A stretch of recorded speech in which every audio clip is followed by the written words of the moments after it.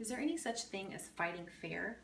Today, I want to explore the ways that personal and cultural differences influence our communication and the conflicts that can arise from these differences. Conflict, by definition, is a condition of disharmony and disagreement that exists when people who depend on one another see their needs, values, goals, and beliefs as being incompatible. At the end of this speech, you should be able to identify the types and sources of conflict, understand different conflict management styles, distinguish between destructive and constructive responses to conflict, and respond to conflict in ways that build common ground. Now, differences of people can either lead to conflict or personal growth. Let's go ahead and talk about some of the values of conflict. One of the first values of conflict is it creates boundaries or set norms. I like to think of a boundary as a fence, like a verbal boundary, a verbal fence, like what is acceptable to me and what may not be acceptable to you. What is not acceptable to me is if you're 10 minutes late every time we try to meet for coffee. What may not be acceptable to you is if I wear cowboy boots with my shorts. These are things that may not come up unless they are just presented, like on a need-to-know basis. And boundaries can enhance our relationships and make them better. The next value of conflict is that it gives us a chance to express our pent-up emotions. Many of us have had the experience of where we just hold on to maybe some anger and all of a sudden it'll come exploding out at a random time.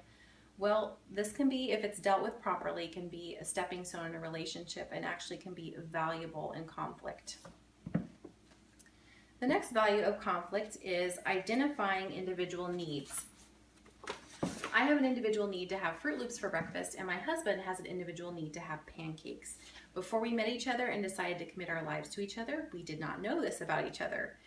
And through the years, maybe this has caused sources of conflict, but now we've owned it, we've recognized it. I need Fruit Loops, he needs pancakes, and now we've been able to work through the conflict and have a delicious breakfast together.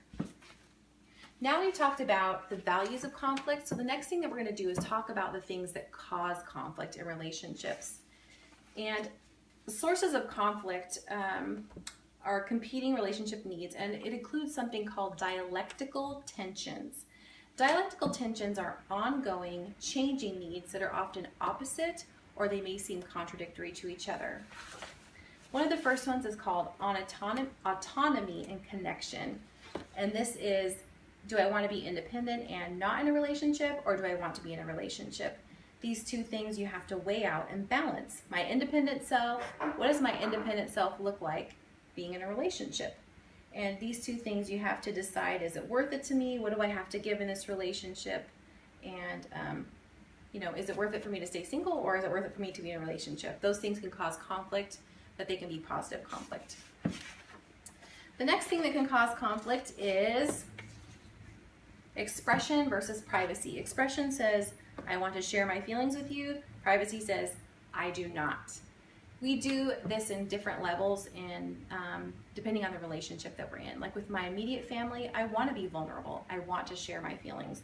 But with somebody at the supermarket, I probably don't because I don't know them very well.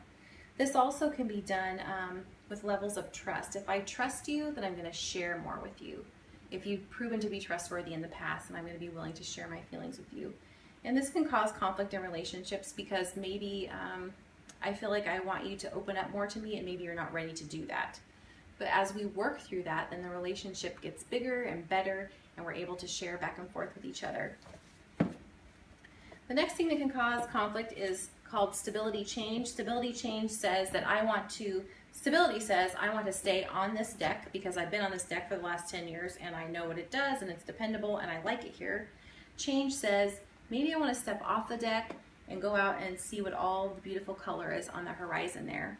We all have a need for sameness and stability and structure, but we also have a desire to explore and to get out into our world and be creative and see what it's all about.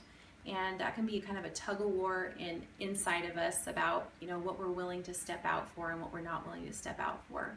So we've talked about the value of conflict and we've talked about the things that can cause conflict. Now I'm going to go ahead and hand this off to my teammate. Thank you so much for your time.